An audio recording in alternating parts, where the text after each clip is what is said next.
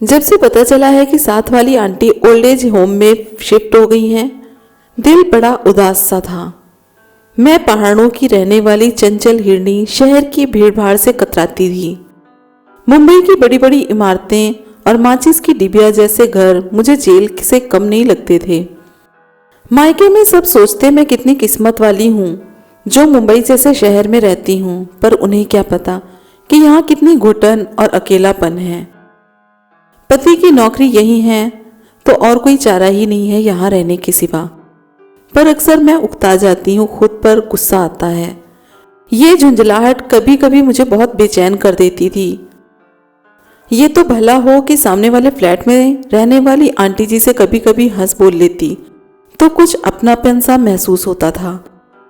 बूढ़ी और बीमार होने के कारण वे कम ही निकलती थी, पर अक्सर उनसे मुलाकात हो जाती थी तो दो बोल बात कर लेते थे, कुछ हंसी मजाक कर लेते थे।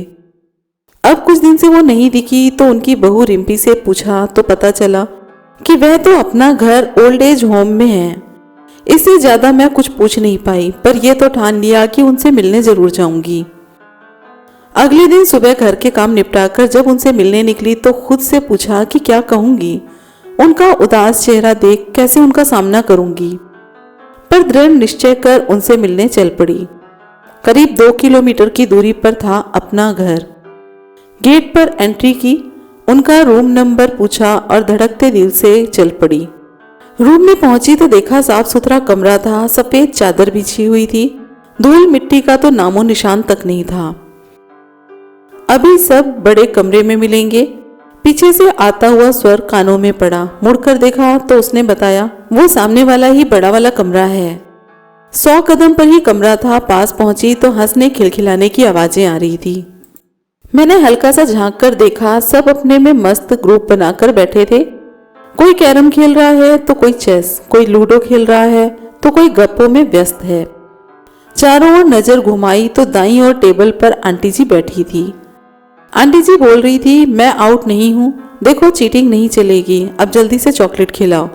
ये कहते हुए वे बेतहाशा हंसने लगी। एक पल को तो मुझे कुछ समझ में ही नहीं आया। धीरे से उनके पीछे जाकर उनके कंधे पर हाथ रखा।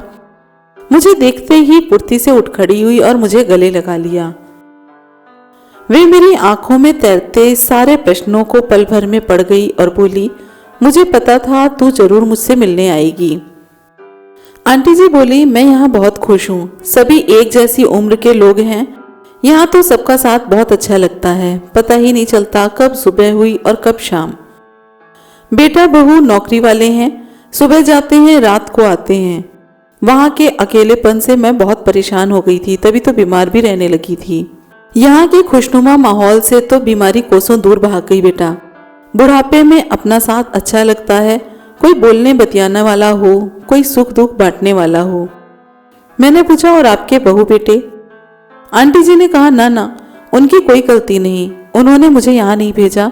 ये तो मेरी सहेली ने यहाँ के बारे में मुझे बताया तो यहाँ आकर मैंने खुद देखा। और फिर घर यहाँ से है कितना दूर, जब चाहे आओ जाओ। शाम को ऑफिस से आते हुए बच्चे रोज मिलने आते हैं। हैरानी की कोई सीमा नहीं थी। आज मैं ओल्ड एज होम का ये नया और अद्भुत रूप देख रही थी। मैंने पूछा, आंटी जी क्या मैं रोज आ सकती हूँ आपसे मिलने यहाँ, अपना अकेलापन दूर करने और आप सबकी जिंदगी का हिस्सा बनने?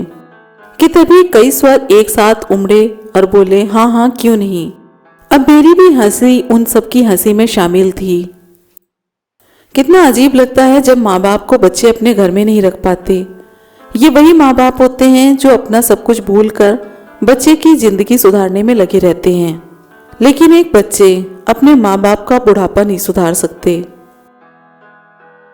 आज की कहानी आपको कैसी लगी, इस बारे में अपनी प्रतिक्रिया कमेंट बॉक्स में जरूर दें। कहानी पसंद आई हो तो वीडियो को लाइक कमेंट शेयर करें, चैनल को सब्सक्राइब करें। फिर मिलेंगे अगले वीडियो में, तब तक के लिए नमस्कार।